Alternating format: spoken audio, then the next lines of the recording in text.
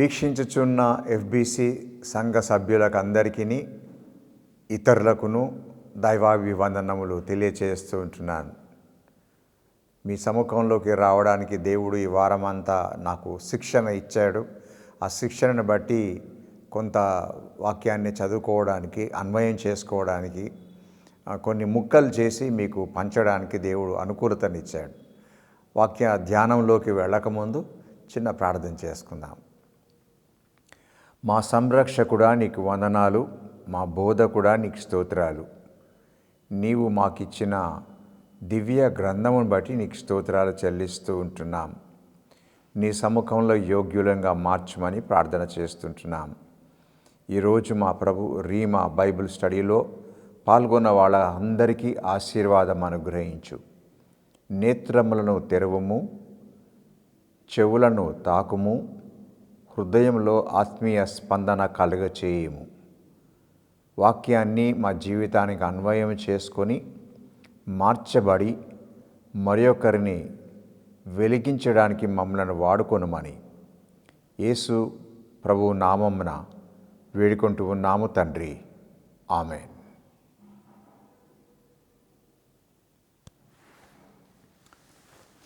పోయిన శనివారం రోజు తీతుకు రాసిన పత్రిక 2వ అధ్యాయము మొదటి 5 వచనాలను చదువుకున్నాం. దాంట్లో ప్రాముఖ్యంగా అపోస్తలుడైన పౌలు తీతుకు హెచ్చరిక చేసిన విషయాన్ని గురించి జ్ఞాపకం చేసుకున్నాం. దైవ సంబంధమైన హితబోధ డాక్ట్రిన్స్ని క్రేతులో ఉన్నటువంటి వాళ్ళకి తెలియచేయమని చెప్తాడు, వాళ్ళని సరిచేయమని చెప్తాడు. వాళ్ళ ఆధ్యాత్మిక బాగు కోరి వాళ్ళని గద్దించు, వాళ్ళని హెచ్చరిక చేయి అనే విషయాల గురించి మాట్లాడతాడు. అది మాట్లాడుకుంటూ పెద్దల గురించి మాట్లాడతారు. ఆ పెద్దలు సేవకులు కావచ్చు, లేకుంటే సహవాసంలో ఉన్నటువంటి వాళ్ళు కావచ్చు. అది మొదటి విషయంలో వాళ్ళతో సంబోధన చేయమని, వాళ్ళు ఎలాంటి గుణగణాలు కలిగి ఉండాలో, క్రేతు సంబంధమైన చెడ్డ అలవాట్లను దాటి విడిచిపెట్టి క్రీస్తులోకి రావడానికి ఏ మంచి అలవాట్లు అవసరమో, దైవ సంఘంలో దేవుని రాజ్య వ్యాప్తి కొరకై ఏవి గుణాతిశయములు అవసరమో వాళ్ళ అది ఉంచుకోవడానికి, అలాంటి వారిని సెలెక్ట్ చేయడానికి తీతుకు అపోస్తలుడైన పౌలు ఆజ్ఞాపన చేస్తాడు. తిరిగి 2వ విషయంలోకి వచ్చేసరికి పెద్దలైనటువంటి మహిళల గురించి మాట్లాడతారు. అంటే చాలా వాళ్ళు వృద్ధులు, 60 సంవత్సరాలకు దాటినటువంటి వాళ్ళు, వాళ్ళని గురించి కూడా, వాళ్ళ గుణ లక్షణాల గురించి కూడా మాట్లాడుతూ, వారు తమ నాలుకను అధీనంలో ఉంచుకొని కమింగ్ జనరేషన్, రాబోతున్నటువంటి వివాహితులైనటువంటి వారికి, అవివాహితులైనటువంటి కౌమారస్తులకును, అమ్మాయిలకు వాళ్ళు ఒక బోధించే ఒక మెంటర్గా, ఉపదేశకులుగా ఉండడానికి, వాళ్ళని తరబీదు చేయడానికి వారికి బోధన చేస్తూ ఉంటాడు. తర్వాత వచనంలో గమనిస్తుంటున్నప్పుడు యవనస్తులు వస్తారు. యవనస్తులు తర్వాత దాసులు అనే పరిస్థితిని గురించి రాయబడి ఉంటుంది.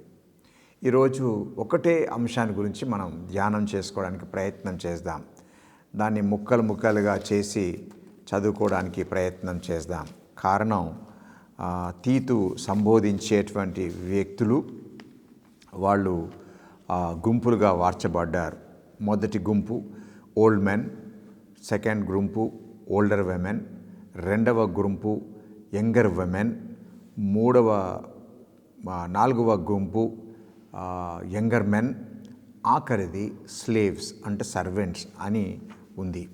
ఈ రోజున 4వ గుంపు సంబంధమైనటువంటి విషయాన్ని మాత్రమే కొంత చదువుకోవడానికి ప్రయత్నం చేస్తాను. కనుక తీతుకు రాసినటువంటి పత్రిక 2వ అధ్యాయము 6వ వచనంలో ఉన్నటువంటి భాగాన్ని తెలుగులోను ఆంగ్లంలోనూ చదువుతాను. తీతుకు రాసిన పత్రిక 2వ అధ్యాయం 6వ వచనం. అటువలనే స్వస్థ బుద్ధి గలవారై ఉండవలనని యవన పురుషులను హెచ్చరించుము. ఆంగ్లంలో ఈ రీతిగా రాయబడి ఉంది. Likewise urge the younger men to be self-controlled. urge అనే పదాన్ని ఉపయోగిస్తాడు. తెలుగు పదాన్ని గురించి కూడా ఆలోచన చేసుకుంటూ ఉన్నప్పుడు నాకు అనిపించినటువంటి విషయాన్ని గురించి దీర్ఘంగా ఆలోచన చేశాను. స్వస్థ బుద్ధి గల వారే అనే విషయాన్ని గురించి ప్రస్తావన చేస్తాడు.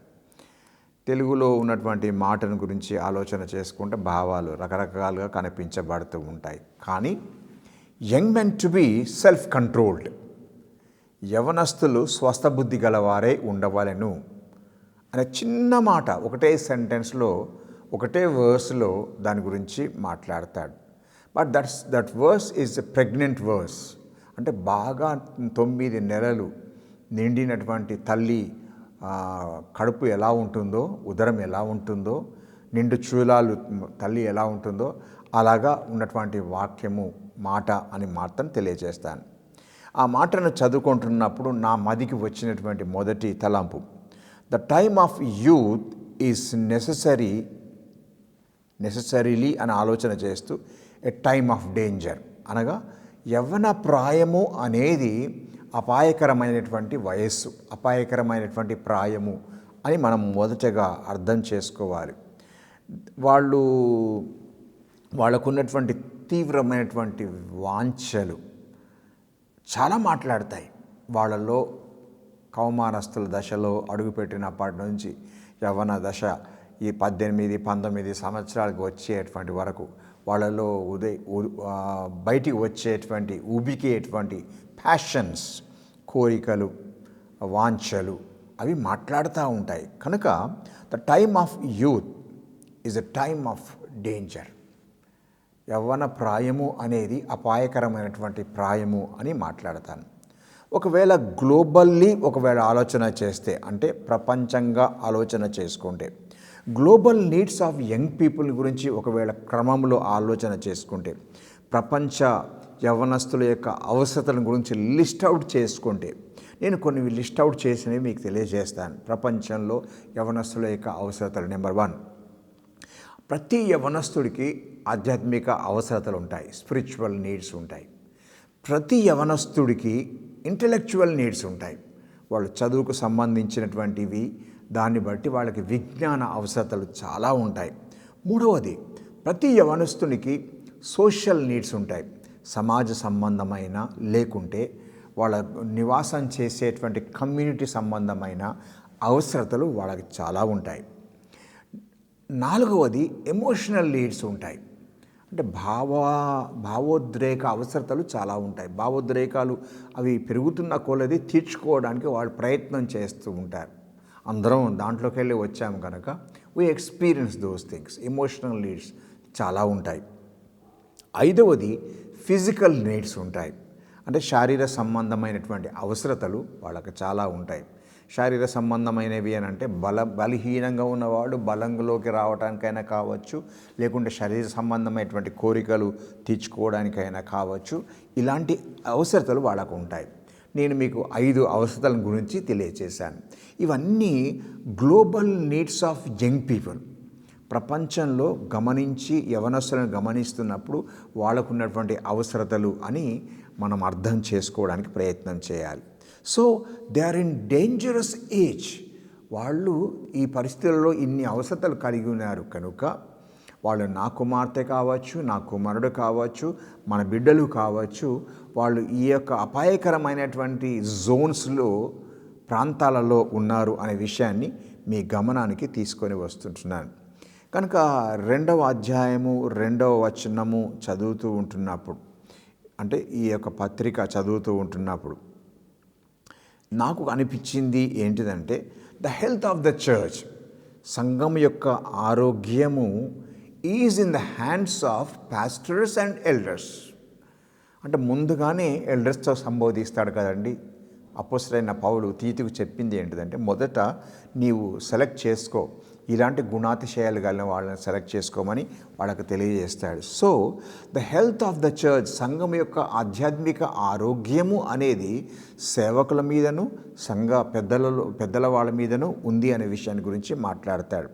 అది ఆలోచన చేసుకుంటున్నప్పుడు దాంట్లో వృద్ధులైనటువంటి తల్లులు ఉంటారు, పెళ్ళి అయినటువంటి వాళ్ళు ఉంటారు. ఆ పరిస్థితులు కనుక ఆలోచన చేస్తే, children and youth are the future of any church. వాళ్ళు అలా ఉండి, ఆ మంచి గుణ లక్షణాలు కలిగి ఉండి, ఆ మంచి ఆధ్యాత్మిక లక్షణాలు కలిగి ఉండి, ఒక తల్లి మరొక కమింగ్ జనరేషన్కి ఒక మెంటర్గా ఉండి, ఉపదేశకురాలుగా ఉండినప్పుడు ఆధ్యాత్మికంగా ఎదుగుతున్నటువంటి చిన్న పిల్లలు లేకుంటే యవనస్తుల యొక్క భవిష్యత్తు రాబోతున్నటువంటి తరంలో ఒక మంచి పిల్లర్స్గా, స్తంభాలుగా ఉండేటువంటి ఆస్కారం ఉంది. కనుక నాకు ఒక ప్రశ్న మొదలుపెట్టింది మదిలో. చాలా ఆలోచన చేశాను. సో అలాంటి పెద్దలు, అలాంటి తల్లులు, అలాంటి సేవకులు ఉన్నప్పుడు what are we teaching them? What are they teaching them? ఎవరికి? చిల్డ్రన్కి, యవనస్తులకి. What are they teaching them and where are they leading them? వాళ్ళని ఎక్కడికి నడిపిస్తూ ఉంటున్నారు? What are they showing to them? వాళ్ళకి ఏమి చూపిస్తూ ఉంటున్నారు? సో ఈ 3 విషయాలు మీరు తప్పకుండా మనం జ్ఞాపకం పెట్టుకోవాలి. ఈ ప్రశ్న అందరం వేసుకోవాలి. సహవాసంలో మనం పెద్దలుగా ఉంటాం, సేవకులుగా ఉంటాం. కనుక నా కింద ఉన్నటువంటి చిన్నపిల్లల టీం లేకుంటే చిల్డ్రన్ మినిస్ట్రీకైనా కానీ, యూత్ మినిస్ట్రీకైనా కానీ, ఆ వయసులో పరిపక్వత నొందినటువంటి వాళ్ళమైన మనము, నేను అందరం ఏం నేర్పిస్తున్నాం వాళ్ళకి? Through our actions, through our speech, through our life, మన జీవితం ద్వారా ఏం నేర్పిస్తున్నాం? వాళ్ళని ఎటువైపు తీసుకొని వెళ్తున్నాం? మళ్ళీ వాళ్ళకి ఏం చూపిస్తున్నాం? ఇది మనం ఆలోచన చేసుకోవాలి. ప్రబోధాలు అవసరం, నడిపింపు అవసరం, చూపించేది దర్శనాలు కూడా అవసరం. కానీ ఆ తరానికి మనం ఏది చూపిస్తామో, ఏది బోధిస్తామో, ఏది ఎటువైపు నడిపిస్తామో ఆ వైపునకే వెళ్ళిపోతారు. తర్వాత ఫ్యూచర్ చర్చ్ భవిష్యత్తులో 5 సంవత్సరాల తర్వాత, భవిష్యత్తులో 10 సంవత్సరాల తర్వాత ఈ ప్రస్తుతం తరబీదు పొందుతున్నటువంటి చిన్నపిల్లలైనా యవనస్తులైనా అలాగే కనిపించబడుతూ ఉంటారు. కనుక దాన్ని బట్టి ఒక 10 సంవత్సరాలకు, 5 సంవత్సరాల నుంచి 10 సంవత్సరాలకు తొంగి చూచుకునేటప్పుడు చాలా జాగ్రత్తగా మనము వారికి తరబీతును ఇవ్వవలసి ఉంది. What kind of young men churches truly training for future church? ఈ ప్రశ్న మళ్ళీ అడుగుతాను. What kind of young men చర్చెస్లో ఉన్నటువంటి సంఘాలకు నిజంగానే ఎలాంటి శిక్షణ వాళ్ళకి ఇస్తున్నారు? Are we giving them eternal life or eternal hell? 2 ప్రశ్నలు వేసుకోవాలి మనం. వాళ్ళకి ఇటర్నల్ లైఫ్ ఇస్తే ఎట్లాంటి టీచింగ్ అవసరం? ఇటర్నల్ హెల్ కొరకు మనం చేస్తే ఎట్లాంటి యాక్షన్స్ వాళ్ళకు చూపిస్తున్నాం అనే ప్రశ్న మనం ముందు కనిపించబడుతూ ఉంది. కనుక తీతు యవనస్తులకు హెచ్చరించు అని తెలియజేస్తాడు. ముందుగానే పెద్దలతో మాట్లాడి అలాంటి మంచి గుణలక్షణాలు కలిగి ఉన్న వాళ్ళైతే ఒకటే సెంటెన్స్లో యవ్వనస్తులు self control life, young men to be self controlled అనే విషయాన్ని గురించి ఒకటే లైన్లో మాట్లాడడంలో ఎంత ఉంది భావము అనేది మనము అర్థం చేసుకోవలసి ఉంది. So spiritual nurturing is the responsibility of the pastor and elders. Spiritual nurturing సహవాసంలో ఉన్నటువంటి చిన్నపిల్లలకైనా యవనస్తులకైనా వాళ్ళకి బోధన, ఆధ్యాత్మిక శిక్షణ పెద్దలైన మనకు, తర్వాత సేవకులకు అది వాళ్ళ బాధ్యత అయింది ఉంది అనే విషయాన్ని మీకు తెలియజేస్తూ ఉంటున్నాను. ఈ సెల్ఫ్ కంట్రోల్ అనే పదం, వాడినటువంటి పదం తీతు పత్రిక 2వ అధ్యాయంలో గమనించినట్లయితే 3 సార్లు రాస్తాడండి. Elders to be self controlled అని 2వ అధ్యాయం 2వ వచనంలో రాస్తాడు. అన్నీ మాట్లాడుతూ దాని గురించి ప్రస్తావన చేస్తాడు. 2వ అధ్యాయం 2వ వచనం. అలాగే old women to be self controlled అని 2వ అధ్యాయము 5వ వచనంలో మాట్లాడతాడు. 2వ అధ్యాయం 5వ వచనంలో మాట్లాడినప్పుడు వృద్ధులైనటువంటి మహిళలు, వాళ్ళ కింద వివాహితులైనటువంటి తల్లులు, అక్కలు, వాళ్ళు కూడా దాంట్లోకి వచ్చేస్తారు. సో సెల్ఫ్ కంట్రోల్ ఎల్డర్స్కి వర్తిస్తుంది, తర్వాత ఓల్డర్ విమెన్కి వర్తిస్తుంది. 3వది 2వ అధ్యాయం 6వ వచనంలో చూస్తే young men to be self controlled అని రాస్తాడు. ఈ 4 గ్రూప్స్ వాస్తవానికి రెఫరెన్స్ మాత్రం 3 ఈ వచనాలలోనే కనిపించబడుతుంది. All 4 groups to be self control అనగా ఈ యొక్క 4 గుంపులు తప్పకుండా స్వస్థ బుద్ధి కలిగిన వారే ఉండవలనని తీతుకు అపొస్తలుడైన పౌలు హెచ్చరిక చేసి, క్రేతులో ఉన్నటువంటి సహవాసాలు, ఆ సహవాసం అలాగా ఆధ్యాత్మిక రూపంలోకి రావాలి అని మనవి చేస్తూ ఉంటారు. ప్రశ్నతో మళ్ళీ ఒకటి అడుగుతాను. What is self control? What is self control? స్వస్థ బుద్ధి అనగానేమి? నేను ఇంగ్లీష్లో ఈ మాట చదువుతాను. The ability to avoid or control undesirable emotions and desires is self control. మళ్ళీ రిపీట్ చేస్తాను. The ability to avoid or control undesirable emotions and desires is self control. తెలుగులో అవసరం లేని భావోద్రేకాలు మరియు కోరికలను అదుపులోనైనను లేక ఆధీనములోనైనను ఉంచుకొనుటయే స్వస్థ బుద్ధి. Repeat it again. అవసరం లేని భావోద్రేకాలు మరియు కోరికలు అదుపులోనైనను, అంటే గుర్రానికి పగ్గాలేసినట్టుగా అదుపులోనైనను లేకుంటే ఆధీనంలోనైనా, దే షుడ్ బి చైన్డ్, ఆధీనంలోనైనా ఉంచుకున్నటయే స్వస్థ బుద్ధి అని నిర్వచనం తెలియజేస్తుంటున్నాను. స్వస్థ బుద్ధి అనున్నది ఒక మంచి క్రమశిక్షణ. అంటే self control is a discipline. అది మనం ఎలా అని అర్థం చేసుకోవాలంటే, ఇట్ గ్రోస్ ఇన్ అస్, అది మనలోనే పెరుగుతూ ఉంది. అది దేవుడు ఇచ్చినటువంటి ఒక మంచి వరము అనే సంగతి కూడా మనము గుర్తెరగాలి. దేవుడు మనకు అట్లాంటి విజ్ఞానాన్ని ప్రసాదించాడు. కొరింథీయులకు రాసిన పత్రిక 9వ అధ్యాయాన్ని చదువుతాను. కొరింథీయులకు రాసిన పత్రిక మొదటి పత్రిక 9వ అధ్యాయము 27వ వచనం.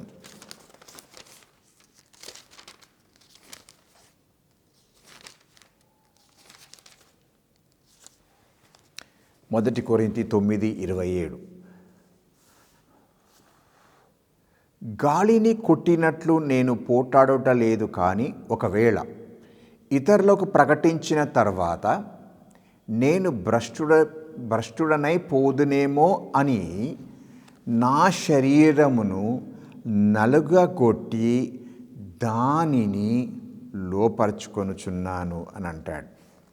చాలా పవర్ఫుల్గా రాశాడండి. I myself, okay, but I discipline my body అని అంటాడు. I discipline my body and keep it under control అని అంటాడు. నేను ఇంతకుముందు చెప్పిన నిర్వచనానికి అది మీకు అర్థమవుతూ ఉంది. I discipline my body and keep it under control అని అంటాడు. సో యూత్ లైఫ్, యవనస్తుల యొక్క జీవితము చాలా అపాయకరమైన స్థితిలో ఉంది కనుక వాళ్ళ desires lead them to make decisions. వాళ్ళలో పుట్టేటువంటి ఆ కోరికలు వాళ్ళు చేసుకునేటువంటి నిర్ణయాలకు సహాయం చేస్తుంది. నిర్ణయం ఇలా చేసుకొని డిజైర్ దానికి కమాండింగ్ ఒక సిగ్నల్ పంపిస్తూ ఉంది. ఆ సిగ్నల్ వైబ్రేషన్స్ రూపకంలో డిజైర్ చేసుకోవడానికి వాళ్ళని ప్రయత్నం చేస్తూ ఉంటుంది. దానికి ఇంకొక మాట అపోస్తలుడైన పౌలు రోమీయులకు రాసిన పత్రిక 7వ అధ్యాయము 18వ వచనంలో ఈ రీతిగా తెలియజేస్తాడు. రోమీయులకు రాసిన పత్రిక 7వ అధ్యాయం 18వ వచనం. నేను 2 ఆంగ్ల భాష మరియు తెలుగు ఉన్నటువంటి దాన్ని నేను చదువుతూ ఉంటున్నాను. నా యందు అనగా నా శరీరము అందు మంచిది ఏదియూ నివసింపదగదని నేను ఎరుగుదును. మేలైనది చేయవలనని కోరిక నాకు కలుగుచున్నది కానీ దానిని చేయుట నాకు కలుగొట్టలేదు అని అంటాడు. ఇంగ్లీష్లో ఈ రీతిగా రాయబడి ఉంది. For I know that nothing good dwells in me, that is in my flesh అని మాట్లాడతాడు. అంటే నా శరీరంలో మంచిది ఏమీ లేదు, చేయటానికి ఏమీ చేయడం లేదు. It's a frustrating thing, irritating thing. అంటే మంచిది చేయాలనుకుంటున్నాను కానీ చెడు మాత్రం నన్ను ప్రోత్సహించి ఒక ముళ్ళులాగా గుచ్చుతూ ఉంది. అది గుచ్చటము చేత నాకు అది తీసివేసుకోవడానికి ప్రయత్నం చేస్తున్నప్పుడు కొన్నిసార్లు అది నాకు మంచిగా అనిపించే పరిస్థితికి తీసుకొని వెళుతూ ఉంటుంది. Then how? ప్రశ్న ప్రతి యవనస్తుడు, ప్రతి ఇంట్లో ఉన్న పెద్దవాళ్ళు ఆలోచన చేసుకోవాల్సింది. అంటే ఒక యవనస్తుడికి ఈ డిజైర్స్ చేత డెసిషన్ చేసుకునేటప్పుడు వాళ్ళు థింక్ చేసేది ఏంటిది అంటే, this is my Kingdom, this is my way of life, this is how I think, this is how I decide అని అనుకుంటారు. This is there Kingdom. అది స్వరాజ్యంగా మార్చబడుతూ ఉంది. అది స్వరాజ్యంగా మార్చబడుతుంటున్నప్పుడు దైవ రాజ్యంలోకి నడిపించబడాలి అని అంటే, కింగ్డమ్లోకి, గాడ్లీ కింగ్డమ్లోకి నడిపించబడాలి అంటే there will be battle, there will be a war, there will be a frustration, there will be irritation. అందరి కౌమారస్తులతో మాట్లాడేటప్పుడు కొన్ని వాళ్ళకి నచ్చనప్పుడు పెద్దలు చెబుతున్నప్పుడు, నేను కొన్ని ప్రాక్టికల్గా చేశాను కనుక చెప్తూ ఉంటున్నాను, వాళ్ళకి నచ్చనప్పుడు వాళ్ళ యొక్క ముఖంలో ఉన్నటువంటి ప్రశ్నలు, ఆ కోపాలు, ఉద్రేకాలు గమనించినప్పుడు కష్టం అనిపిస్తూ ఉంటుంది. They have their own freedom of thinking. ఆలోచనలలోనే ఉండిపోవడానికి ప్రయత్నం చేస్తుంటారు.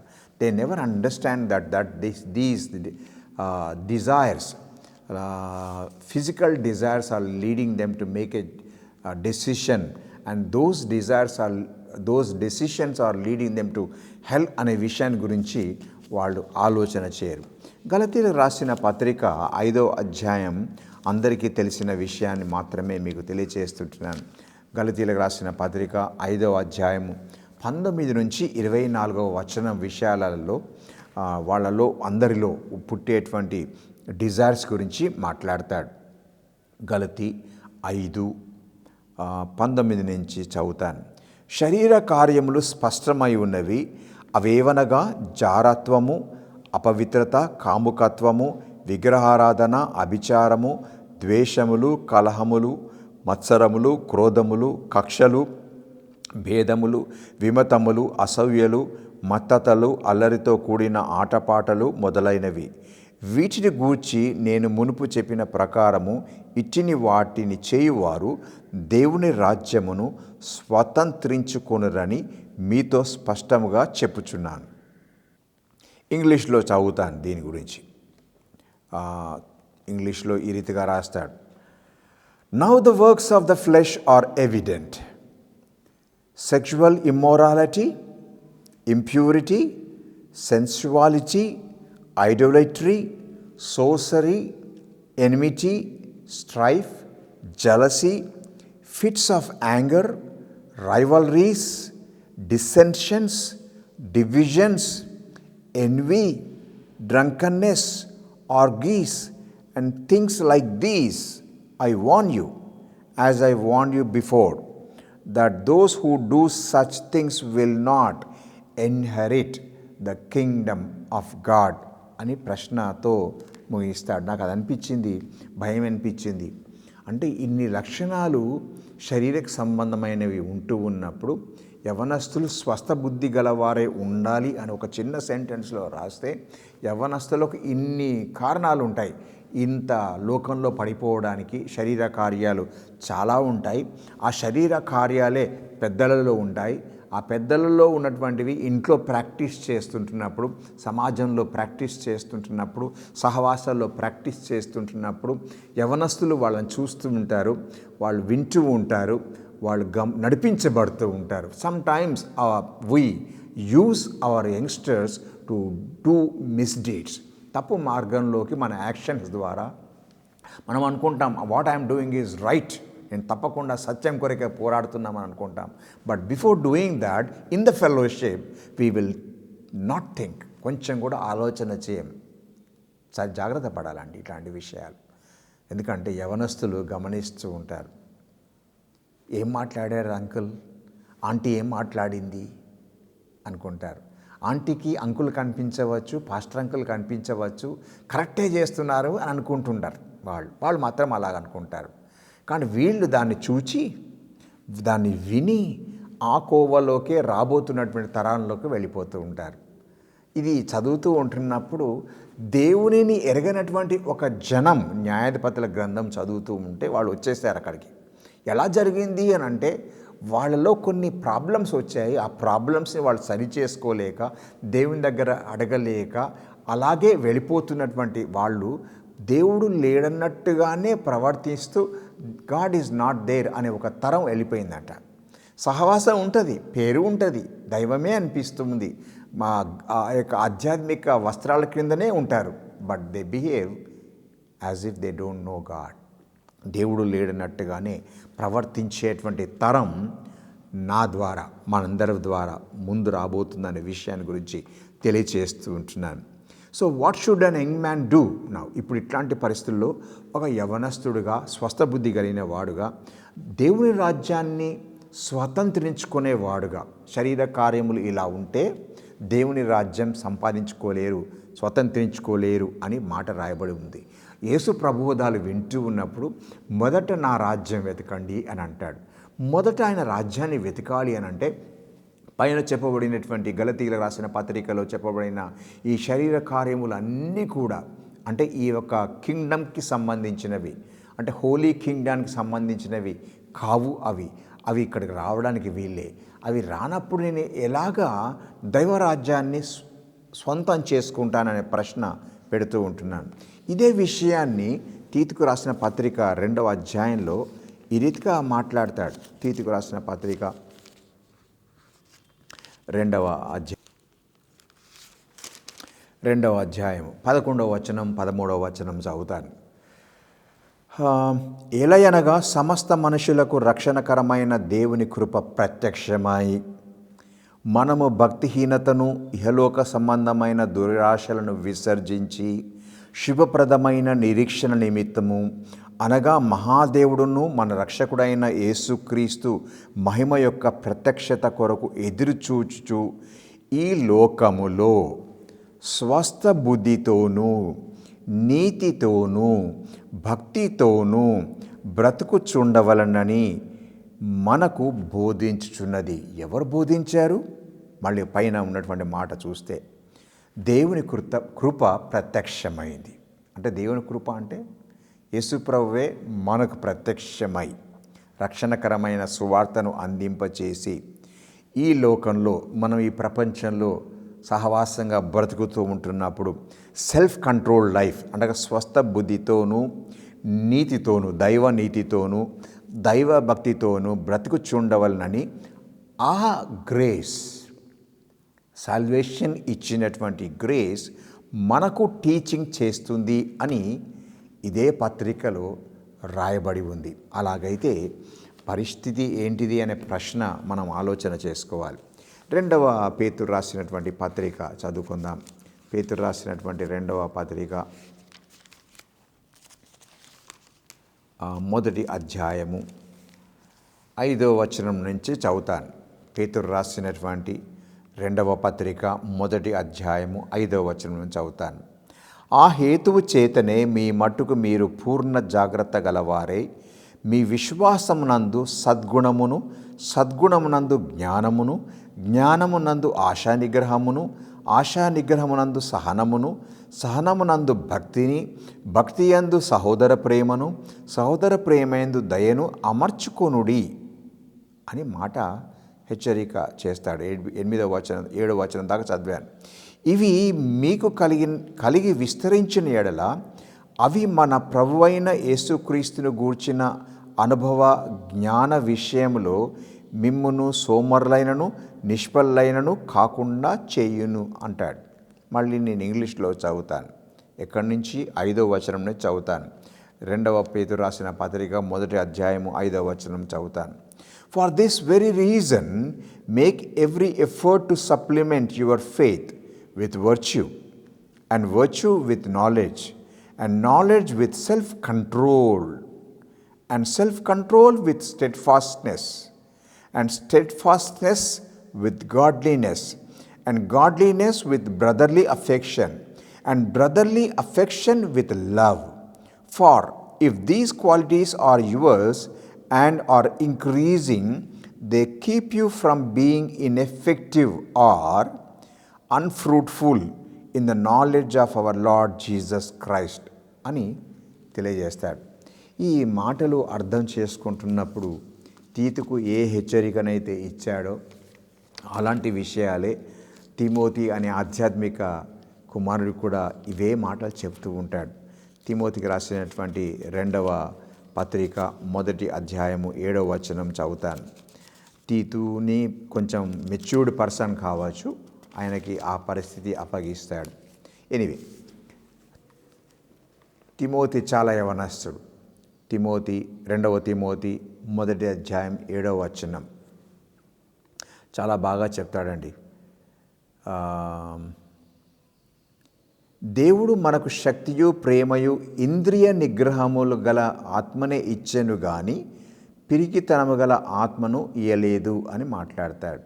For God gave us a spirit not of fear but of power and love and self control అని అంటాడు.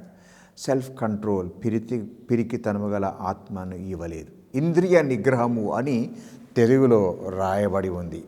ఇంద్రియాలన్నీ కంట్రోల్ చేసుకొని యవనస్తులమైన ఉన్నటువంటి వాళ్ళు ఇంద్రియాలన్నీ కూడా కంప్లీట్గా ఆధీనంలో ఉంచుకొని ముందుకు సాగి వెళ్ళటానికి అపోస్తలుడైన పౌలు తిమోతితో మాట్లాడతాడు. పేతురు మనకు సలహా ఇస్తూ ఉంటాడు. తీతు ద్వారా మనకు తెలియచేస్తూ ఉంటాడు. నేను ఒక మాట చెప్తాను, యవనస్తులు ఎవరైనా వినేటువంటి వాళ్ళు ఉంటే పేరెంట్స్కి ఇదే మాట చెప్తాను.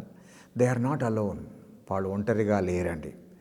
అండ్ వాళ్ళు అర్థం చేసుకోవాల్సింది, వాళ్ళు తప్పకుండా జయశాలురు కాగలుగుతారు, వాళ్ళు విజేతలు కాగలుగుతారు, యుద్ధ యోధులు కాగలుగుతూ ఉంటారు. ఎప్పుడు అని అంటే ఈ బలహీనతలన్నీ వచ్చినప్పుడు కొన్ని పద్ధతులు చేసుకుంటే సెల్ఫ్ కంట్రోల్ లైఫ్లోకి రావడానికి, అంటే స్వస్థ బుద్ధులై ఉండడానికి, దైవ వాక్యాల్లో ఉన్నటువంటి చెప్పబడిన చెడువి దూరం వేసుకొని మంచిలోకి రావడానికి అవకాశాలు ఉన్నాయి. There is a way out. బయటికి వెళ్ళి మంచి విషయంలోకి రావడానికి ఒక మంచి అవకాశం ఉంది అనే మాటను తెలియజేస్తాను. But self control requires sacrifice. యవనస్తులారా మర్చిపోకండి, స్వస్థ బుద్ధి నేను కలిగి ఉండాలనే ప్రయత్నం చేసుకుంటున్నప్పుడు, ఆలోచన చేసుకుంటున్నప్పుడు, కింగ్డమ్ ఆఫ్ గాడ్ నేను తప్పకుండా సంపాదించుకోవాలని ఆలోచన చేసుకుంటున్నప్పుడు, నేను ఎవరిని చూడను, నేను దేవుని రాజ్య వారసుని కావాలి, నేను దేవుని రాజ్యంలో ఉండాలి. ఈ రోజున నాకు యాక్సిడెంట్ కలిగి లేకపోతే సడన్గా ఏదైనా రుగ్మత వచ్చి నేను చచ్చిపోయే పరిస్థితుల్లో ఉంటే where will my soul go? నా ఆత్మ ఎక్కడికి వెళుతూ ఉంది? దేవుని రాజ్యానికి పోకపోతే నేను హెల్కి వెళ్ళిపోతాను. నేను ఒకవేళ నరకానికి వెళితే నా పరిస్థితి ఏంటిది? అక్కడ ఏడుపు ఉంటుంది, పండ్లు కొరుకుటై ఉంటుంది, నిత్య అగ్ని ఉంటుంది. ఇదే పరిస్థితి, అయ్యో అయ్యో అని అరుచుకునే పరిస్థితి వస్తుంది. ఆ దుస్థితి నాకు రాకుండా ఉండడానికి కొరకై వాక్యము ఒక మార్గం చేస్తూ ఉంటుంది. Yes, my parents are with me, my elders are with me, my pastors are with me to lead me to go to inherit the kingdom of God అనే వాక్యం తెలియచేస్తూ ఉంటుంది. కనుక సెల్ఫ్ కంట్రోల్ రిక్వైర్డ్ సాక్రిఫైస్ అని సేవకులు మనకు చెబుతూ ఉంటే నేను తప్పకుండా సాక్రిఫైస్ చేసుకోవాలి, తప్పకుండా సమర్పణ చేసుకోవాలి. అందుకొరకే రోమీలకు రాసిన పత్రిక 12వ అధ్యాయం 1వ వచనంలో అంటాడు, సజీవ యాగముగా సమర్పించుకోవాలి అని అంటాడు. Sacrifice is giving up something I desire. నేను కోరుకున్నది, నా శరీరము కోరుకున్నది, అవి విడిచిపెట్టడమే, దాన్ని కూని చేయటమే, దాన్ని పూర్తిగా ఖండించడమే, అది దేవుడు ఇష్టపడేటువంటి సజీవ యాగం. The best examples in the Bible is life of Joseph. మన పాత నిబంధన గ్రంథంలో సూపర్ హీరో అని అంటాను, సూపర్ స్టార్. అట్లాంటి సూపర్ స్టార్ యోసేపు లాంటి స్టార్ మనకెక్కడా కనిపించబడడు. He was hated, he was driven, he was beaten, అన్నీ జరిగినాయి. And he lived like a slave. అన్నీ జరిగినా కానీ కొంచెం దైవత్వం ఉంది కనుక, దేవుడు పితరుల ద్వారా ఇచ్చినటువంటి దైవ జ్ఞానము ఉంది కనుక, శరీర కార్యాలను ఆస్పదము చేసుకొని తన డిజైర్ని బట్టి ఒక డెసిషన్ చేసుకొనకుండా ఆ డిజైర్ని ఖండించి తన చాయిస్, తన డెసిషన్ వేరేగా చేసుకోవడం వల్ల చాలా ఏండ్లు చెరసాలలో ఉండేటువంటి పరిస్థితి ఏర్పడ్డది. అంతకంటే మోడల్, అంతకంటే సూపర్ స్టార్ మనకు అది పాత నిబంధనల గ్రంథంలో ఎవరూ కనిపించబడరు. అలాగైతే ఆ యవనస్తుని జ్ఞాపకం చేసుకుంటున్నప్పుడు, ఆయన లైఫ్ స్టైల్ని స్టడీ చేస్తుంటున్నప్పుడు, ప్రస్తుతం స్వస్థ బుద్ధి కలిగి ఉండడానికి నీవు ఏం చేయాలి అనే విషయాన్ని గురించి కొన్ని విషయాలు తెలియజేస్తాను. అందరికీ ఇట్లాంటి సమస్యలు ఉంటాయి. సమస్యలు లేవని చెప్పను. ప్రతి యవనస్తుడు స్వస్థబుద్ధి కావాలని తల్లిదండ్రుల చేత హెచ్చరించబడుతూ ఉంటాడు, సేవకుల చేత హెచ్చరించబడుతూ ఉంటారు, పెద్దల చేత హెచ్చరించబడుతూ ఉంటారు, టీచర్ల చేత హెచ్చరించబడుతూ ఉంటారు, లెక్చరర్స్ చేత హెచ్చరించబడుతూ ఉంటారు, కమ్యూనిటీలో ఉన్నటువంటి పెద్దల చేత హెచ్చరించబడుతూ ఉంటారు, చాలామంది హెచ్చరించబడుతూ ఉంటారు. కానీ ఒక్కొక్కసారి మనమే నా రాజ్యం నా ఇష్టం అనుకొని వెళ్ళినప్పుడు దైవరాజ్యానికి దూరంగా వెళ్ళిపోయే పరిస్థితి ఉంటుంది. కానీ ఒక మాట జ్ఞాపకం చేస్తాను, దేవుని యొక్క మాట జ్ఞాపకం చేస్తాను. God is saying, you are not alone my son. Young man, you are not alone. Young lady, you are not alone. There is a way out to defeat all these undesirable emotions and desires అనే విషయాన్ని గురించి తెలియజేస్తాడు. మొదటి విషయం జ్ఞాపకం చేస్తాను. If you want to conquer those things, అవి వాటిని జయించాలని నీవు ఒకవేళ ఆలోచన చేసుకుంటే, నెంబర్ 1, నో గాడ్స్ వర్డ్. నువ్వు తప్పకుండా దైవ వాక్యాన్ని పరిచయం చేసుకో, దాన్ని తెలుసుకో అని మాటను మీకు తప్పకుండా తెలియజేస్తాను. 2 తిమోతి 3వ అధ్యాయము నా 14వ వచనం చదువుతాను. 2 తిమోతి 3వ అధ్యాయము 14వ వచనంలో ఉన్నటువంటి మాట చదువుతాను. ఈ రీతిగా రాయబడి ఉందండి. But as for you, continue in what you have learned and have firmly believed, knowing from whom you learned it అని అంటాడు. తెలుగులో చదువుతాను 14వ వచనం. క్రీస్తు యేసు నందుంచవలసిన విశ్వాసము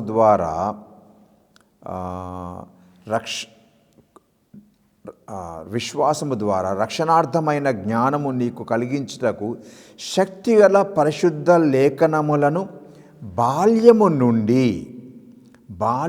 నుండి నీవు ఎరుగుదువు కనుక నీవు నేర్చుకొని రూఢి అని తెలుసుకున్నవి ఎవరి వలన నేర్చుకొంటివో ఆ సంగతి తెలుసుకొని వాటి యందు నిలకడగా ఉండు తిమోతి యవనస్తుడా అనే మాట రాస్తాడు.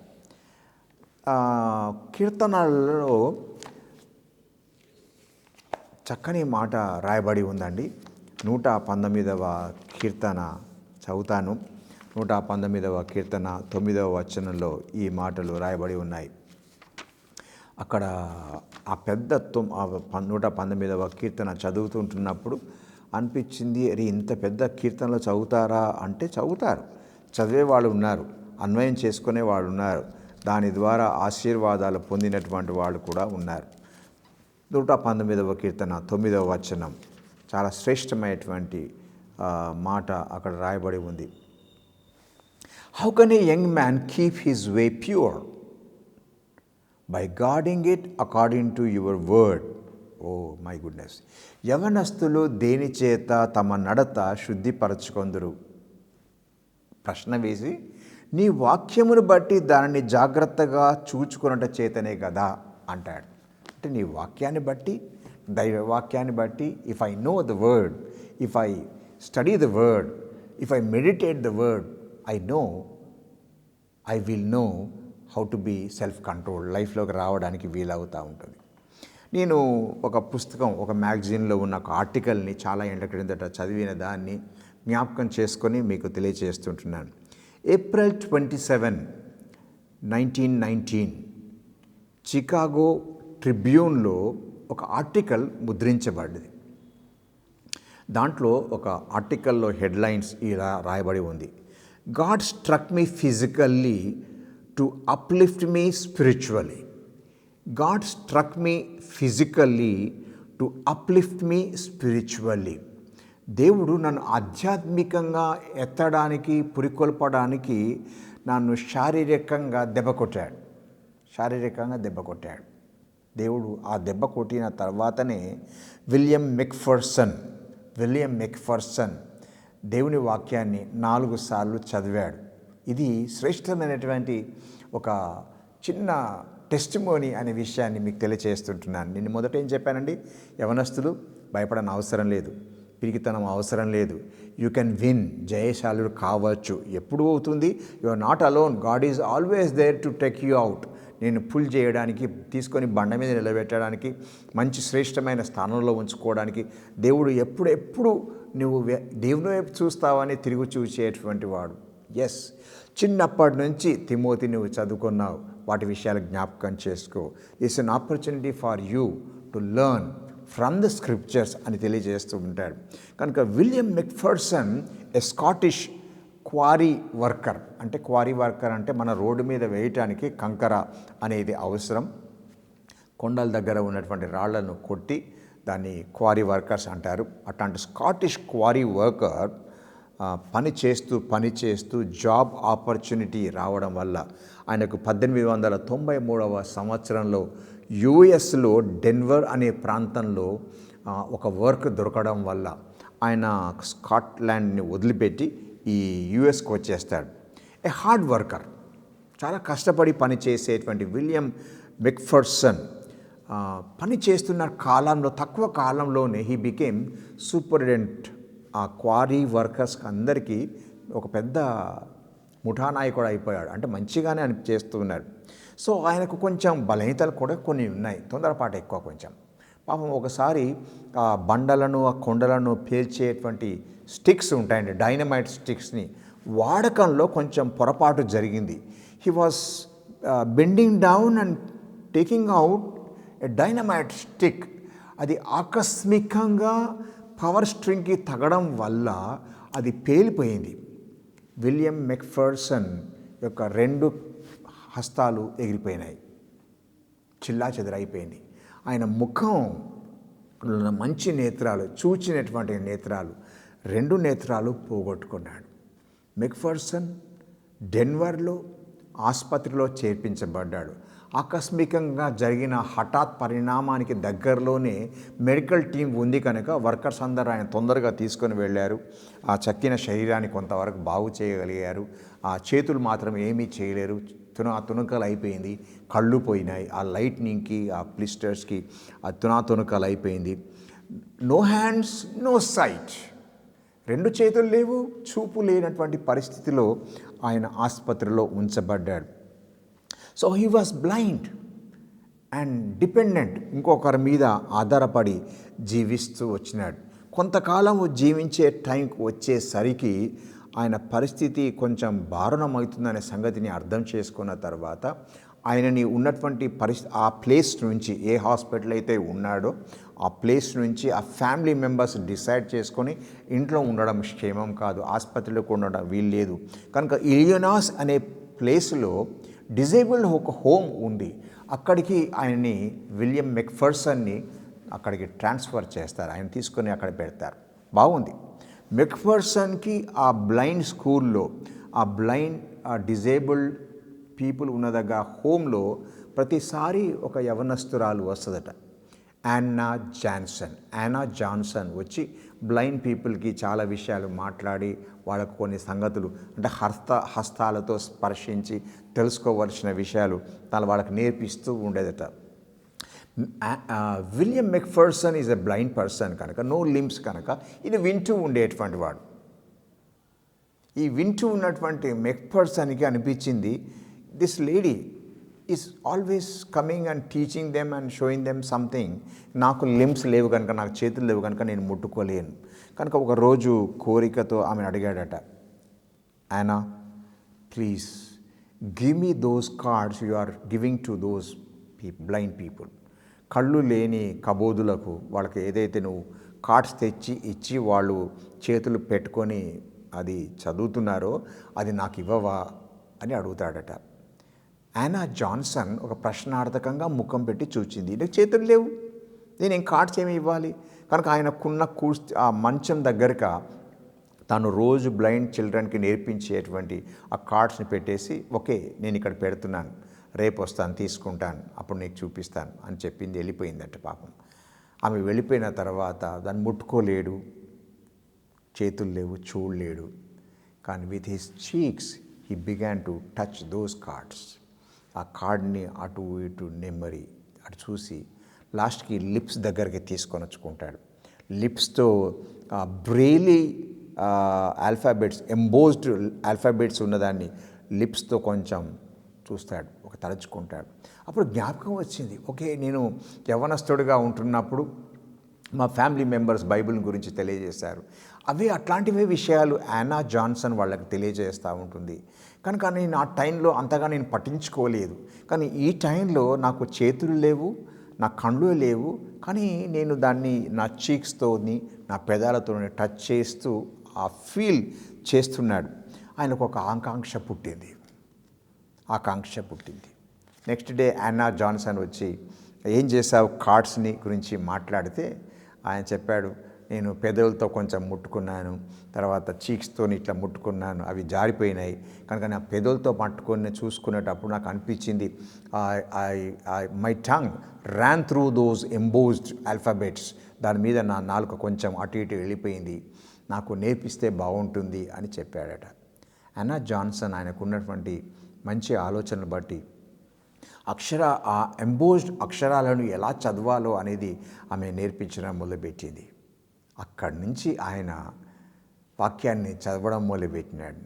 చేతులు లేవు, కాళ్ళు లేవు, పెదాలు ఉన్నాయి. పెదాల పండ్లలో మధ్యలో ఒక నాలుక ఉంది. ఆ నాలుకను ఆ ఎంబోస్డ్ వాక్యం మీద ప్రతిరోజు దాన్ని దాటింప చేసుకుంటూ వెళుతూ బ్రతికినటువంటి 10 years, అంటే ఒక 6 years పోయింది. 6 years తర్వాత యానా జాన్సన్ ఆమెకు పరిచయం అయింది. ఆ తర్వాత తక్కిన 10 yearsలో ఈయన నాలుకతోనే ఆ బ్రెయిలీ చేత ఉన్నటువంటి దైవ్యమైన గ్రంథాన్ని చదివి ఒక ఆధ్యాత్మికమైనటువంటి శ్రేణిలోకి వెళ్ళగలిగినాడు. He read Bible through his tongue. Amazing thing. నేను ఎందుకు ఈ ఉదయకాలంలో జ్ఞాపకం చేస్తున్నానంటే, విలియం మెక్పర్సన్ లాగా నీవు నేను రాలేదు, మనం రాబోము. కానీ remember what he said in the tribunal.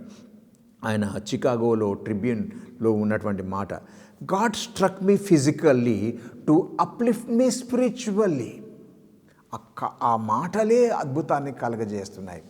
నేను ఒకవేళ దేవుని వాక్యాన్ని యవనస్తుడిగా క్రైస్తవ కుటుంబాలలో పుట్టి దేవుని వాక్యాన్ని నిర్లక్ష్యం చేస్తే, నేను ఈ యొక్క డిజైర్స్ని, అన్వాంటెడ్ ఎమోషన్స్ని ఎలా కంట్రోల్ చేసుకుంటాను అనే విషయాన్ని గురించి అర్థం చేసుకుందాం. Please read your godly book.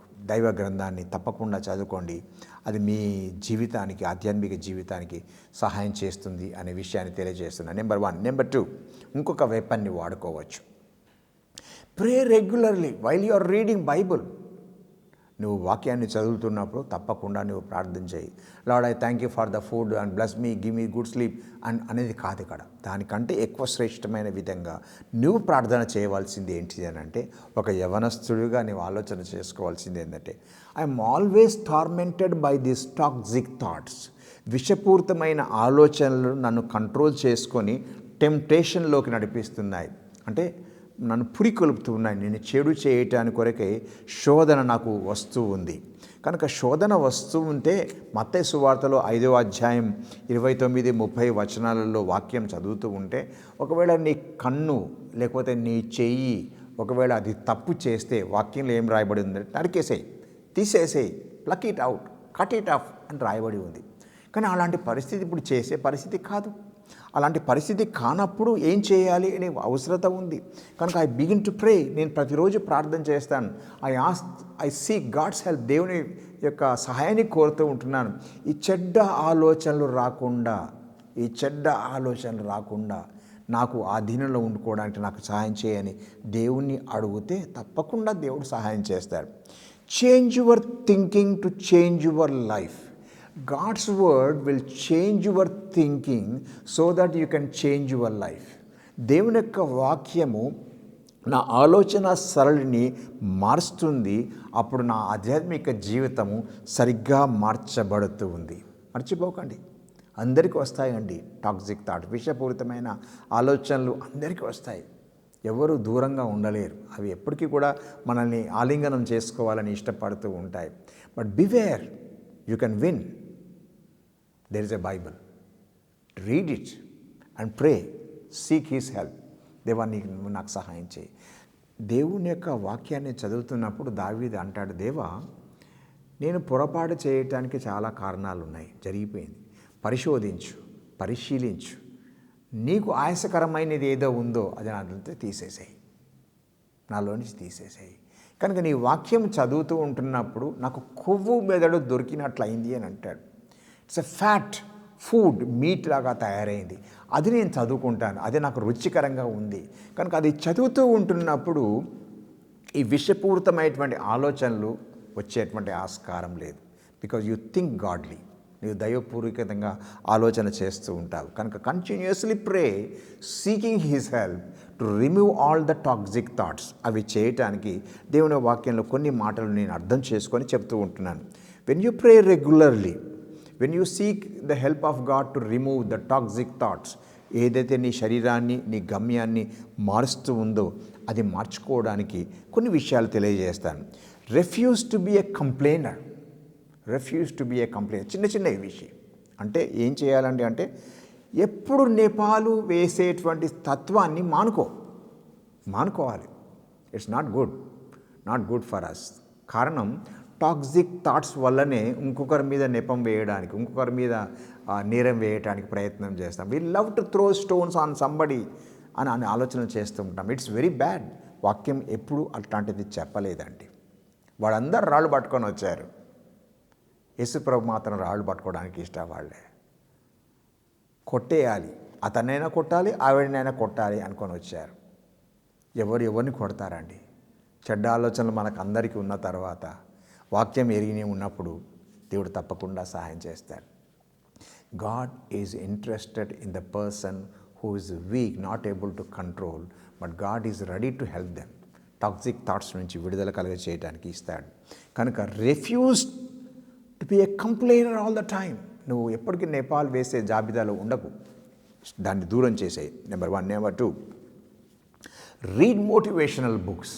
నువ్వు ఆధ్యాత్మికంగాను లోక మర్యాద అని చెప్పను, కానీ కొంచెం మంచిగా మానసికంగా ఎదిగేటువంటి మంచి పుస్తకాలను చదవటం నేర్చుకో.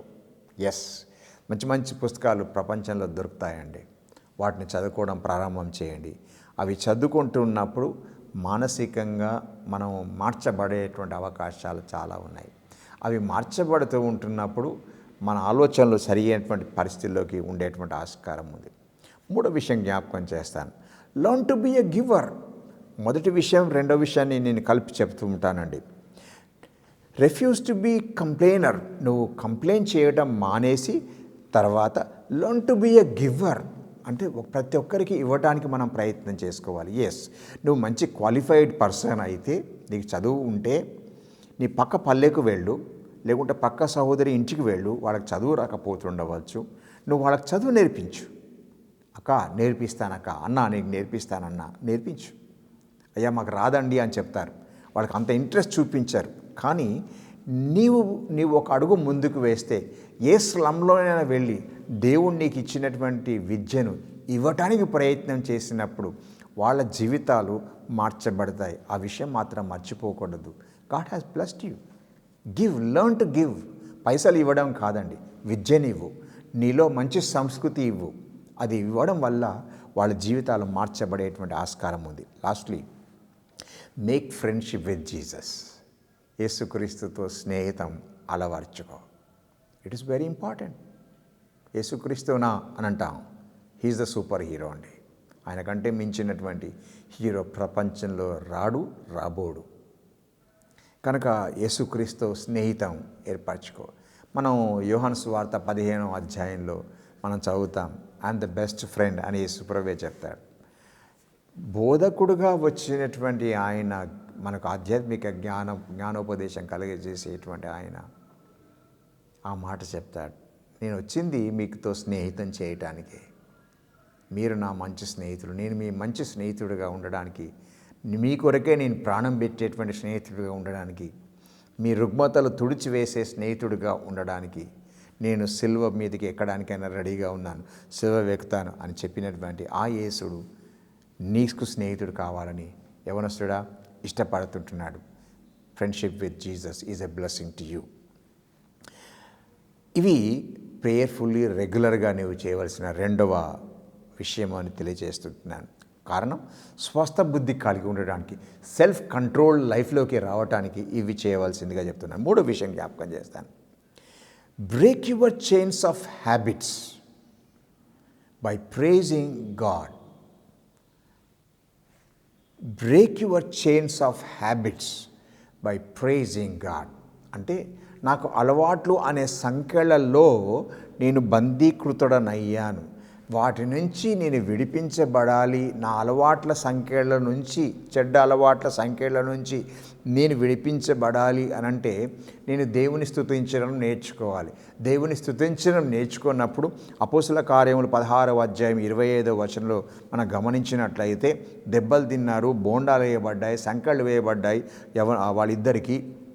వాళ్ళిద్దరూ బాధపడవలసిన పరిస్థితుల్లో, నొప్పిని చెప్పుకోవలసిన పరిస్థితుల్లో అవి ఏమీ చేయక వాళ్ళిద్దరూ ఏం చేస్తున్నారంటే దేవుణ్ణి ఘనపరుస్తున్నారు, దేవుణ్ణి స్తుతిస్తున్నారు అనే విషయం అక్కడ రాయబడి ఉంది. నేను ఈ మాటను దాన్ని ఇక్కడ తీసుకొని వచ్చి పెడుతూ ఉంటున్నాను. కనుక అది ఒకవేళ మనం జరిగించడానికి ప్రయత్నం చేయగలిగితే, ఎస్ ఇవి నాకున్నటువంటి చెడ్డ అలవాట్లు, ఎగ్జాంపుల్ స్మోకింగే కావచ్చు, ఎగ్జాంపుల్ చెప్తున్నాను, లేకపోతే మారక ద్రవ్యం తెచ్చుకునేటువంటి అలవాటు నీకు ఉంటుండవచ్చు. వీటి నుంచి విడిపించబడటానికి దేవుడు ఒక అవకాశం ఇస్తున్నాడు. అవి ఆ చైన్స్ నీకు వేయబడి ఉంటే ఆ చైన్స్ నుంచి విడిపించబడటానికి దేవుడు ఒక అవకాశం ఇచ్చాడు. హౌ? By praising God. దేవుణ్ణి స్తుతించడం మొదలు పెడుతుంటున్నప్పుడు తప్పకుండా ఆ చైన్స్ నుంచి విడుదల అయ్యేటువంటి ఆస్కారం ఉంది. ఆ డర్టీ హ్యాబిట్స్ నుంచి తప్పించబడేటువంటి ఆస్కారం ఉంది. నేను గలతీయులకు రాసిన పత్రికలోని విషయాన్ని మళ్ళొకసారి చదువుతాను. గలతీయులకు రాసిన పత్రిక 5వ అధ్యాయం 19వ వచనం నుంచి 21వ వచనం వరకు ఉన్నటువంటి విషయాలు చదువుతాను. శరీర కార్యములు స్పష్టమై ఉన్నవి అని తెలియజేస్తాడు. అవేవనగా జారత్వము, అపవిత్రత, కాముకత్వము, విగ్రహారాధన, అభిచారము, ద్వేషము, కలహము, మత్సరములు, క్రోధములు, కక్షలు, భేదములు, విమతములు, అసూయలు, మత్తతలు, అల్లరితో కూడిన ఆటపాటలు మొదలైనవి, వీటిని గూర్చి నేను మునుపు చెప్పిన ప్రకారం ఇట్టి వాటిని చేయువారు దేవుని రాజ్యమును స్వతంత్రించుకొనరని మీతో స్పష్టముగా చెప్పుచున్నాను అని అంటాడు. ఆ యొక్క చైన్లకి నీ జీవితం ఒకవేళ వేయబడి ఉంటే దేవుని స్తుతించడం నేర్చుకుంటే వై అని ఒకవేళ ప్రశ్న అడిగితే, దేవుడు నీకు జన్మనిచ్చాడు, దేవుడు నీకు ఒక మదర్ని, ఒక ఫాదర్ని, ఒక సిస్టర్ని, ఒక బ్రదర్ని ఇచ్చాడు. నువ్వు ఒక విద్యారంగంలో రావడానికి ఒక కృప చూపించాడు. ఒక స్థాయికి వచ్చిన తర్వాత నువ్వు దీంట్లో పడిపోయినప్పటికీ కూడా నీవు ఆ ఫెట్టర్స్లో ఉన్నప్పటికీ, ఆ సంఖ్యలలో ఉన్నప్పటికీ కూడా దేవుని యొక్క వాక్యం జ్ఞాపకం చేసేది ఏంటంటే, నీ యొక్క చాయిస్ని బట్టి నీ హ్యాబిట్స్ డెవలప్ అయినాయి, నీ అలవాట్లు చేత నీవు అలా ఉండిపోయినావు. అది దాన్ని విడిపించుకోవడానికి దేవుడు ఒక అవకాశం ఇస్తున్నాడు. ఆ అవకాశం ఇచ్చినటువంటి కారణాన నీ ఫిజికల్ బాడీ, నీ స్పిరిచువల్ బాడీ గాయపొందుతూ ఉంది. And you lost your spiritual focus. నీ ఆధ్యాత్మికమైనటువంటి గమనాన్ని, ఆధ్యాత్మికమైనటువంటి గురిని, లక్ష్యాన్ని నువ్వు పోగొట్టుకున్నావు. దాన్ని తిరిగి సంపాదించుకోవడానికి అవకాశం ఉంది. How? By praising God all the time. When you praise God all the time you will be freed. నువ్వు తప్పకుండా దాని నుంచి విడుదల పొందుతావు. ఇంకొక మాట చదువుతాను. అదే గలతీయులకు రాసిన పత్రిక 5వ అధ్యాయము 22వ వచనం నుంచి చదువుతాను. ఇవన్నీ కూడా నేను విడిచిపెట్టగలిగితే మళ్ళీ నెక్స్ట్ టైం నేను ఏం చేయాలి అని ఒక ప్రశ్న వస్తే, అయితే ఆత్మ ఫలమేమనగా ప్రేమ, సంతోషము, సమాధానము, దీర్ఘశాంతము, దయాళుత్వము, మంచితనము, విశ్వాసము, సాత్వికము, ఆశా నిగ్రహము, సెల్ఫ్ కంట్రోల్. బాగా రాశాడండి. సెల్ఫ్ కంట్రోల్ వస్తుంది. ఇట్టి వాటికి విరోధమైనది ఏ నియమమైన లేదు అని అంటాడు. దానికి ఏమీ లేదు అని చెబుతూ ఆత్మానుసారంగా నడుచుకోవడానికి ఫ్రూట్స్ ఆఫ్ ద స్పిరిట్ని నీవు స్వంతం చేసుకోమని చెప్తాడు. ఒక విషయం జ్ఞాపకం చేస్తాను. ఇమ్మీడియట్గా ఈ యొక్క నెగటివ్ డిజైర్స్ చేత వచ్చినటువంటి అలవాట్లు, హ్యాబిట్స్ ఏవైతే ఉన్నాయో, నాకు కోపమే కావచ్చు, లేకపోతే ఇంకొకరిని నెపం వేయటమే కావచ్చు, దాంట్లో రాయబడినటువంటి శారీరక కార్యాలు, విమతములు, భేదాలు పుట్టించడమే కావచ్చు, అసూయలు కావచ్చు, మత్తతలు కావచ్చు, కలహాలు కావచ్చు, ఇంకొకరికి చిక్కులు పెట్టేటువంటి పరిస్థితులే కావచ్చు. We do all these things in the fellowship అండి. That is the tragedy of the church today. సహవాసాలు ఇలాంటివి చేసి యవనస్తులను, చిన్నపిల్లలకు మనం టీచింగ్ చేసేది, చూపించేది, నడిపించేది ఇవే. వాటి నుంచి విడుదల పొందుకోవడానికి దేవుని యొక్క వాక్యం జ్ఞాపకం చేసేది ఏంటంటే praise God all the time and you will be freed అనే విషయాన్ని గురించి జ్ఞాపకం చేస్తూ ఉంటాడు. నేను కొంచెం ఒక విషయంలోకి, ఒక స్టెప్లోకి వెళ్తాను. ఈ తీతు పత్రిక చదివిన తర్వాత దాని వెనక భాగంలో ఫిలమోన్కు రాసిన పత్రిక ఉంటుందండి. ఫిలమోన్ పత్రిక చదువుతున్నప్పుడు మొదటి వచనంలోనే ప్రిజనర్ ఆఫ్ క్రైస్ట్ అని అపోస్తలుడైన పౌలు సంబోధిస్తాడు. ప్రిజనర్ ఆఫ్ క్రైస్ట్, నేను క్రీస్తు ఖైదీని ఫిలమోన్ అని సంబోధిస్తూ ఉంటాడు. Yes, I was prisoner of all these worldly characters but now I'm freed. నేను విడిపించబడ్డాను. సౌలు అదే పరిస్థితిలో ఉన్నాడు. అదే పరిస్థితిలో ఉండి, ఆ బందీ ఖానాలో ఉండి, ఆ శరీర కార్యాలన్నీ రెగ్యులర్గా చేస్తూ వస్తూ ఉంటున్నప్పుడు దేవుడు అతన్ని పట్టుకున్న తర్వాత ఆత్మీయ ఫలాలలో కలిగిపోయినాడు. Once upon a time he was chain to all the negative things, negative క్యారెక్టర్స్కి, అన్ఫ్రూట్ఫుల్ క్యారెక్టర్స్కి బందీ అయిపోయినాడు. ఆ బందీ అయినటువంటి ఆయన మార్చబడిన తర్వాత, ఆధ్యాత్మిక రూపాంతరము కలిగిన తర్వాత ఆయన ఇచ్చినటువంటి మంచి మాట ఏంటిదనంటే I am prisoner of Christ అని సంబోధన చేస్తాడు. My imprisonment with Christ, for Christ అని అంటాడు. ఎక్కడ రాస్తాడు ఆ మాట? ఫిలిప్పీలకు రాసిన పత్రిక 1వ అధ్యాయం 12వ వచనం అంటాడు, క్రీస్తు బంధకములలో నేనున్నాను అంటాడు. అంటే జైల్లో పెట్టబడ్డా? ఎస్ అండి, జైల్లో పడ్డబడ్డాడు అన్నటువంటి ఆయన మాట చెప్పేది ఏంటంటే, ఒకప్పుడు నేను చంపాను, ఒకప్పుడు చాలా హేట్రెడ్ ఉంది, ఒకప్పుడు చాలా యాంగర్ ఉండింది, ఒకప్పుడు ద్వేషాలు పుట్టించాను, ఒకప్పుడు నేను కోపం చేత చాలామందిని తీసుకొని వచ్చి ఆ యూదులను, యేసుప్రభు నమ్ముకున్న వాళ్ళని దండించాలని చాలా ప్రయత్నం చేశాను. ఇవన్నీ ఘోరమైనవి, శాతాను సంబంధమైనవి, నేను ఇవన్నీ చేశాను. కానీ క్రీస్తు యొక్క ప్రేమలో, రక్షణలోకి నడిపించబడిన తర్వాత, ఆధ్యాత్మిక రూపాంతరం వచ్చిన తర్వాత ఆ యొక్క చైన్స్ని విడిచిపెట్టుకొని, ఆ దురలవాట్లను విడిచిపెట్టుకొని ఒకేసారి నేను క్రీస్తు బందీనైపోయాను, క్రీస్తు ఖైదీనైపోయాను. Now I'm chain to Christ like nature. ఆ క్రీస్తు సంబంధమైనటువంటి గుణాతిశయములకు నేను బందీనైపోయాను. I'm chain to his spiritual fruits, I'm chain to his spiritual fruits. ఇక్కడ రాయబడి ఉందండి గలతీయులకు రాసిన పత్రికలో అపోస్తలుడైన పౌలు హీ వాజ్ చైన్డ్. ఈ రోజున యవనస్తులమైనటువంటి మనం అవి చేసుకుంటే తప్పకుండా we will inherit God's kingdom, దేవుని రాజ్యాన్ని మనం సంపాదించుకోవచ్చు. హడ్సన్ టేలర్ గురించి మీకు తెలియజేస్తాను. హడ్సన్ టేలర్ చైనా దేశానికి వెళ్ళి సువార్త వ్యాపకంలో చాలా నిమగ్నమై ఉంటున్నటువంటి దినాలలో ఆ చైనా భాష నేర్చుకొని, చైనా వాళ్ళ యొక్క దుస్తులని ఒకసారి ధరించుకొని ఒక రివర్ దాటడానికి ఆ తీరానికి వచ్చి నిలబడతాడట. అంత చైనీస్ డ్రెస్ లాగా వేసుకుంటాడు. అక్కడికి ఇంకొక బోట్ ఎక్కడానికి ఒక రిచ్ పర్సన్ కూడా ఆయన కూడా వచ్చి నిలబడతాడు.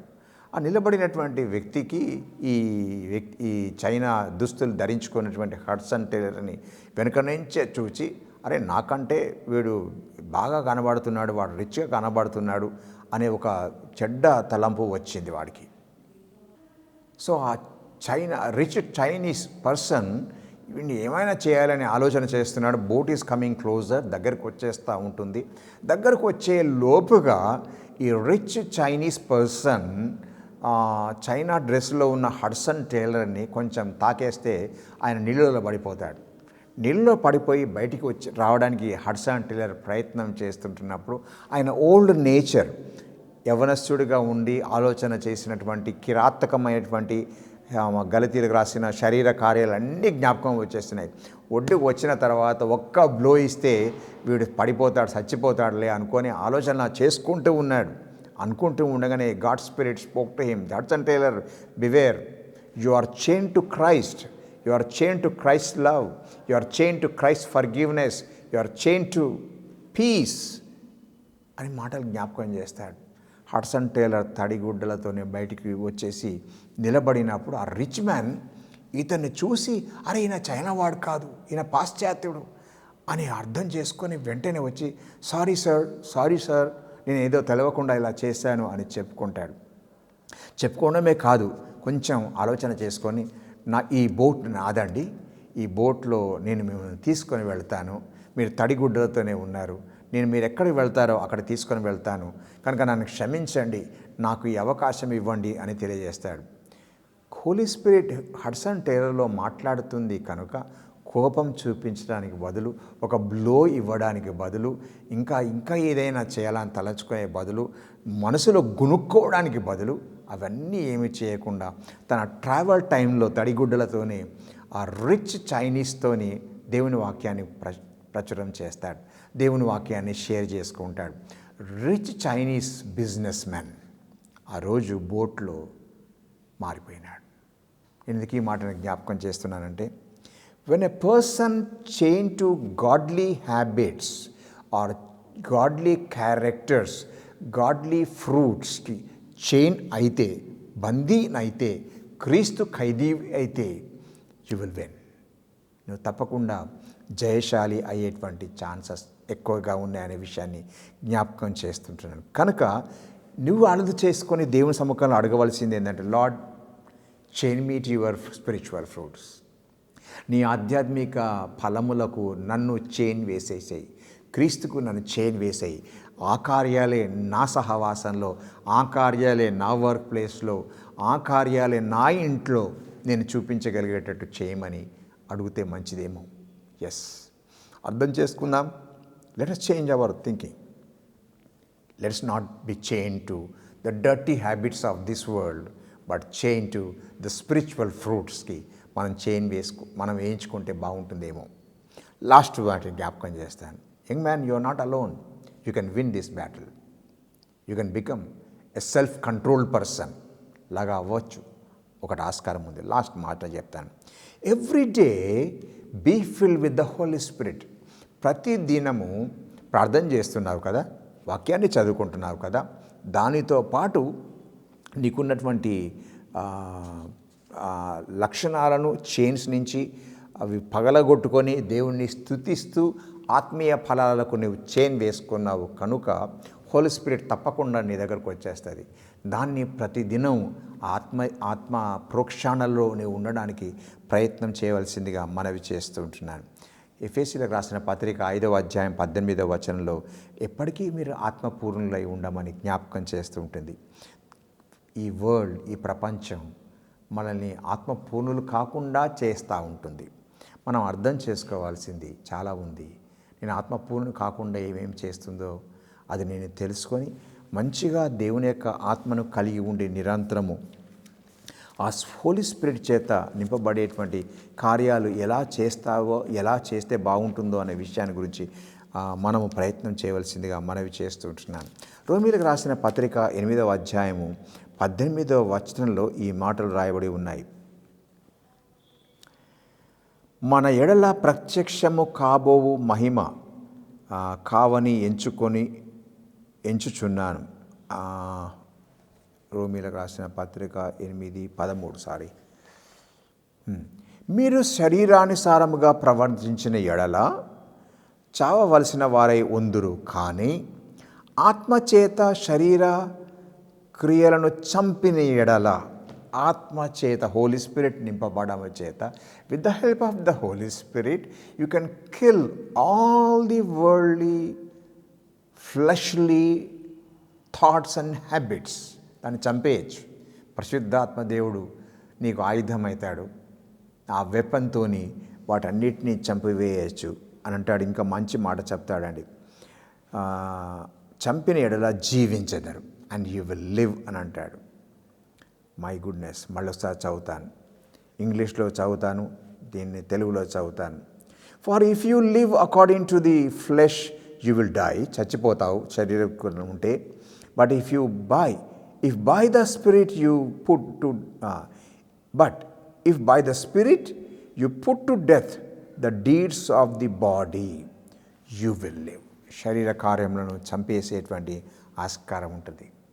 కనుక ప్రతిరోజు లేచిన తర్వాత ప్రార్థన చేసుకునేటప్పుడు, దేవుని స్తుతించడానికి ఇష్టపడుతూ ఉంటున్నప్పుడు, టాక్సిక్ థాట్స్ అన్నీ విడుదల చేసుకుంటూ ఉన్నప్పుడు నీవు జ్ఞాపకం చేసుకోవాల్సింది, once upon a time I was like సాల్ and chain to all those worldly nature. కానీ దాంట్ నుంచి విముక్తి పొందాను. క్రీస్తు రక్తం అప్పొస్తుడైనటువంటి సౌలును కడిగింది, పౌలుగా మార్చబడ్డాడు. ఆయనను కడిగినటువంటి శుద్ధమైనటువంటి పరిశుద్ధమైన రక్తం నన్ను కడుగుతూ ఉంది. నేను విజయశాలి కావడానికి, యోధుడిగా కావడానికి, క్రీస్తు యొక్క సేవకుడిగా కావడానికి ఒక మంచి ఆస్కారం ఇస్తుంది. Lord, I need to be filled with your holy spirit so that I can kill all my fleshly nature. I can kill them. అది నాకు సహాయం చేయ తండ్రి. నీ యొక్క కింగ్డమ్ ఇన్హెరిట్ చేసుకోవడానికి, నీ రాజ్యంలో నేను ఉండడానికి, సెల్ఫ్ కంట్రోల్ యంగ్ మ్యాన్గా నేను ఉండడానికి నాకు సహాయం చేయమని అడిగితే తప్పకుండా దేవుడు సహాయం చేస్తాడు. ఆత్మప్రోక్షణ అవసరం. And you can win. You can be a winner. Young man, never to be fearful. భయపడని అవసరం లే. God is there to take you care. నీకు సహాయం అందించడానికి, నడిపించడానికి దేవుడు ఉన్నాడు, మాట్లాడతాడు, నడిపిస్తాడు. శ్రేష్టమైన జీవగ్రంథాన్ని మన చేతిలో ఉంచినాడు. కనుక యవనస్తులు మర్చిపోకుండా దేని చేత శుద్ధిపరచుకుంటారండి? దేవుని ఒక్క వాక్యము ప్రతిదినము ధ్యానం చేయటమే కదా. Young man, to be self controlled. No one has to teach you. ఎవరు నేర్పించని అవసరం లేదు. మనమే నేర్చుకోవడానికి అవకాశాలు ఉన్నాయి. You can become a great warrior. తలవంచుకుందాం, ప్రార్థన చేసుకుందాం. మహోన్నతుడా, మా నమ్మదగిన తండ్రి, నీకు స్తోత్రాలు. ఈ సాయంకాలమున మా అందరితో నీ శ్రేష్టమైన భాగాన్ని మాకు నేర్పించినందుకు నీకు స్తోత్రాలు. మా బలహీనతల నుంచి విడిపించబడి నీ స్వరూపంలోకి మార్చబడటానికి మాకు సహాయం చేయము. నీ సముఖంలో నీ రాజ్యము సంపాదించుకోవడానికి స్వస్థ బుద్ధి మాకు అనుగ్రహించుము. సెల్ఫ్ కంట్రోల్ లైఫ్ మాకు ప్రసాదించు. మేము మరొకరికి ఆశీర్వాదకరంగా ఉండడానికి, మంచి సేవకులుగా ఉండడానికి, మంచి పెద్దలుగా ఉండడానికి, మంచి టీచర్స్గా ఉండడానికి మా యవ్వన జీవితాన్ని నీకు సమర్పించుకుంటూ ఉన్నాం. మమ్మల్ని సమర్పించుకోవడానికి నీ పరిశుద్ధాత్మ మాకు సహాయం చేస్తుంది కనుక నీకు స్తోత్రాలు. మా లైఫ్స్ సజీవ యాగములుగా నీకు సమర్పించుకుంటున్నాం.